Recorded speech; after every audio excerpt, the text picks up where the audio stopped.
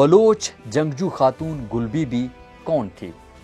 जब 13 अप्रैल 1919 को जलियांवाला बाग के मैदान में बरतानवी अफसर ब्रिगेडियर रेजिनाल्ड डायर ने सैकड़ों निहत्थे हिंदुस्तानियों पर गोलियों की बौछार की, तो वो एक लम्हे में हिंदुस्तानी तारीख का सबसे सफाक चेहरा बन गए। लेकिन कम लोग जानते हैं कि इस जुल्म से कबल वो एक बाब बलूचिस्तान में भी रकम हुआ, एक ऐसा बाब जिसमें एक बलोच औरत ने तारीख के इस पाक किरदार को ललकारा। रेजिनाल्ड डायर को बलूचिस्तान भेजा गया ताकि वो बलोच कबाइल को कुचल सके, सरदारों को मजबूर करे कि वो बरतानवी राज के सामने सर झुकाएं और वहां मुस्तकिल छावनियां कायम कर सके। जब बरतानवी फौज नोशकी के गांव और देहातों पर चढ़ दौड़ी, घरों को जलाया गया, माल मवेशी लूटे गए और मर्दों को गिरफ्तार किया गया, तो ऐसे में गुल बीबी, एक नौउम्र मगर बागैरत बलोच लड़की ने हथियार उठा लिए।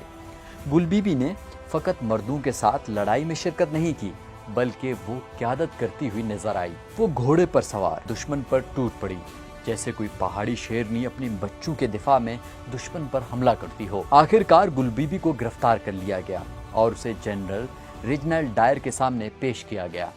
यहाँ एक हैरत अंगेज वाकया हुआ। जनरल डायर, जिसने हजारों हिंदुस्तानियों को बेदरेग मारा था, इस बलोच लड़की के चेहरे पर नजर डालकर चंद लम्हे साकित हो गया।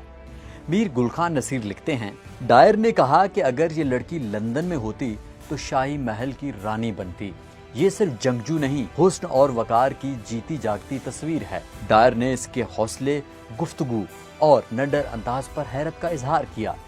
उसने एतराफ किया कि मैंने कई कौमों को देखा, मगर बलोच औरत जैसी बहादुरी कहीं नहीं देखी। गुल बीबी कुछ वक्त कैद में रही, मगर उसकी रिहाई का मुतालबा कबाली सतह पर एक तहरीक बन गया। अंग्रेजों को मुकामी मुजाहिमत और सरदारों के एहतजाज की वजह से उसे छोड़ना पड़ा।